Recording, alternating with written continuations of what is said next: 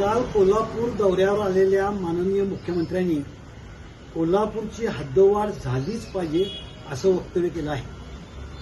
त्यासोबत माननीय मुश्रीफ साहेबांनी, माननीय नरके साहेब आणि माननीय अमोल माडिक साहेब या दोन आमदारांना हद्दवाढीमध्ये सहकार्य करा असं आवाहन केलं आहे।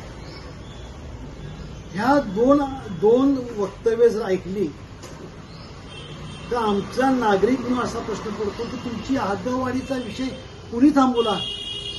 जनतेने नाही थांबवला। म्हणजे आम्ही म्हणतो ना की 1972 पासून कोल्हापूर शहराची हद्दवाढ ही त्या काळातल्या राज्यकर्ते आणि शासनाने तुटवली आणि आज ही तीच परिस्थिती आहे। जर माननीय मुख्यमंत्र्यांना हद्दवाढ पाहिजेच आहे आणि आवश्यकच आहे असं वाटत असेल तर त्यांना रोखलं कुणी याचा खुलासा होणं आवश्यक आहे। तो खुलासा माननीय मुश्रीफ साहेबांनी केला।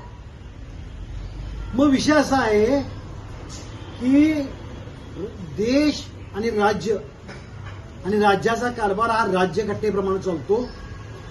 राज्यघटनेमध्ये मार्गदर्शक तत्व नावाची तत्व आहेत।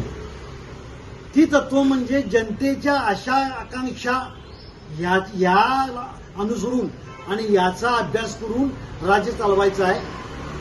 पण राज्यघटनेची तुम्ही शपथ घेतली असेल आणि आमच्या आशा आकांक्षा तुम्हाला पूर्ण करायच्या असतील तर 72 सालापासून आमची जी आशा आकांक्षा आहे ती कोल्हापूर शहराची हद्दवाढ झाली पाहिजे, ती तुम्ही केव्हा पूर्ण करणार?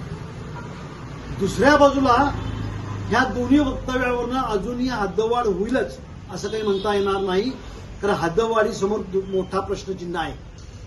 मग गेल्या 5-6 महिन्यामध्ये अनेक लोकप्रतिनिधी असं म्हणतात की जनगणना संपल्यानंतर आम्ही हद्दवाढ दुसऱ्या दिवशी करू।